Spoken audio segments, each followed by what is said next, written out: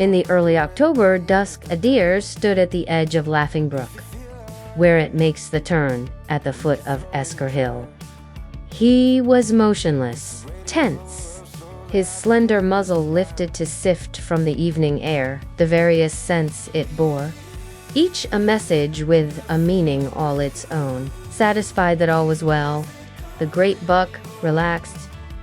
The tenseness disappeared. Slowly, the beautiful antlered head was bent to the clear water running at his feet. He drank, lifted his head quickly at the quavering call of a screech owl, then drank again, his thirst quenched. He waded in where the water was shallow. For some time he stood there at ease, but with an air of expectancy. Now and then his white flag was flicked, trifled impatiently. All the time, his big, broad ears were slowly moved so as to catch all the faint air currents that might bring to him news for good or ill. The shadows thickened as they settled over the wooded sides of Esker Hill, and down across the gentle slope to the old house beneath the huge elm that for nearly 2 years had shaded the back door, and for the greater part of that time had protectingly spread its great arms over the moss-grown roof. From the time when, as a spindle-legged, spotted fawn at his mother's side, the big buck had first visited this favored drinking place at Laughing Brook, he had been familiar with the old house. To him, it was as much a part of the landscape as the hill itself. Solid, substantial, friendly, not to be feared, even though, as he knew well, it gave shelter to man, often after his evening drink, as mildly curious. He had stood watching the faint firelight flickering on the quaint small-paned windows. The door had opened, and mingling with the odor of wood smoke, the man-smell had been brought to his sensitive nostrils. It brought with it nothing of fear or distrust.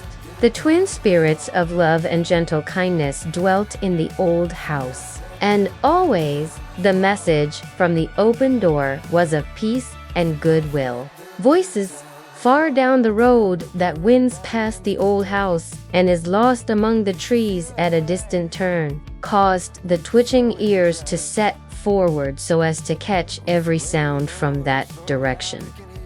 He knew those voices. He had heard them often. They were the voices of children. In them were laughter and happiness. For a few minutes, the great buck, motionless, alert, yet with no trace of uneasiness, stood listening, then content. For it was for this that he had been waiting. He flicked his tail, lightly bounded across the brook, and silently made his way through the woods to the top of the hill and along the ridge to a favorite feeding ground. It was the children's hour, and in the old house, the storyteller awaited their coming. The old house was a landmark known far and wide to the children of the neighborhood. It seemed that it must always have been there. It was as easy to imagine a time when the hill back of it had not yet been fashioned by the ancient glacier that the wise men say brought from far away the sand and gravel of which it is made, as to picture a time before the old house was built. There were times when it was not difficult to believe that it never had been built, but like its neighbor, the giant elm, had sprung from the soil and must be rooted deep in the earth. It hugged so closely. Long before the Battle of Bunker Hill it stood there. Many children had lived in it, loved it, grown up in it, and gone away. Boys and girls of several generations had played around the broad, watched the leaping flames in its wide stone fireplace, and dreamed the beautiful dreams that only children know. And after the children, old age in its feebleness had dwelt there alone. Now it was the storyteller's house, and once each week in the early evening, the children of the neighborhood gathered beneath its low-eaved roof for the tale that should be told, while in the great black throat of the chimney the story log burned.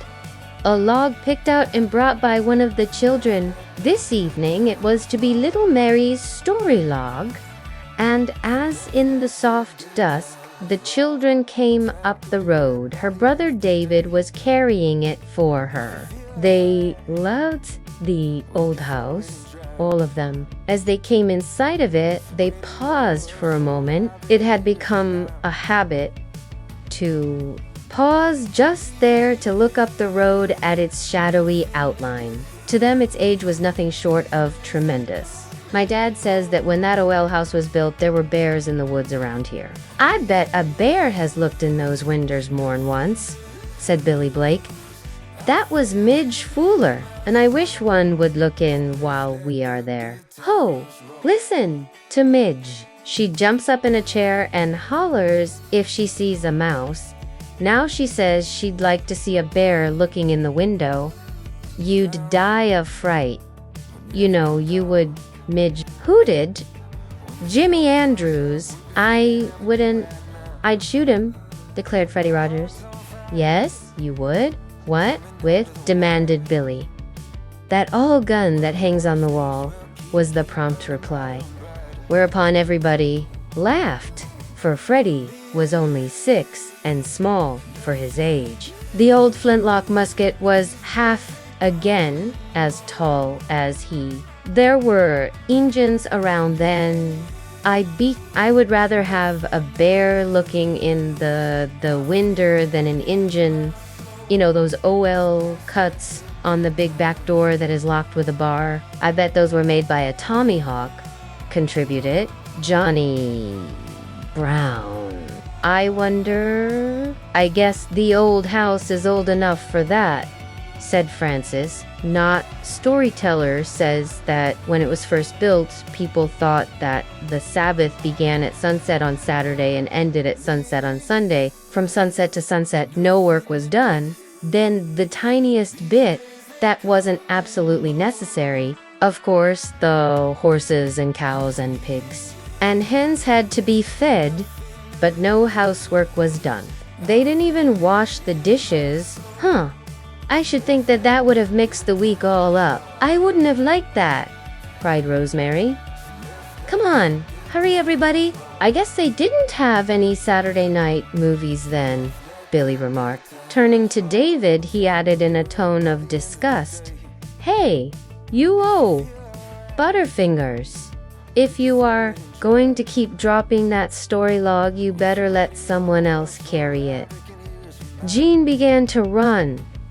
Come on, she shouted over her shoulder. The light in the window is winking at us. And you know what that means? It means we're late and we won't get any story if we don't hurry up. A never-ending source. A few minutes later, some of them still out of breath, they were in the long, low living room with its great hand-hewn beams fastened with wood pegs. It had once been kitchen as well, for in the early days all the cooking had to be done at the great fireplace with its brick oven and swinging crane. The latter still carried its pot hooks and black iron kettles, suspended beneath the mantel and arranged on the hearth on both sides of the fireplace were queer implements and utensils used by the cooks of long ago, of wonder and delight to the children. Hanging coats and hats on a row of wooden pegs, they were soon busy before the fire toasting marshmallows and popping corn. When the last marshmallow had turned to a luscious, entrancing brown, and the last kernel of corn had danced all around the popper finally, to burst with a sharp pop, the storyteller signaled little Mary to bring him her You don't know what a story log is? Why? It is a log that burns while a story is being told. It is a very special log. A gesso log. On each story night there at the old house, a boy or a girl brought a small log with proper ceremony. This was placed on the fire. While it burned, the storyteller must tell a story. It couldn't be too long a story, for it wouldn't do to keep the children up too late. Of course not. And it wouldn't do to have to shorten, no indeed. That wouldn't do. Story, lest the listeners should feel that they had been cheated. It wouldn't do at all to have too short a story. So you see how important it was that the story log should be of just the right size. Not too big and not too small. Most certainly not too small. It had to be selected with great care to be sure that it would not burn too long, yet equally sure that it would not burn out too quickly. The children took turns in bringing the story log, and as you know, this time it was little Mary's turn. Very proud and a little excited was she as she passed the small log to the storyteller. Hello friends, thank you for watching this video. If you liked it, please give it a like, subscribe, and leave a comment. And yes, don't forget to share it. To watch more amazing videos, click the bell icon below.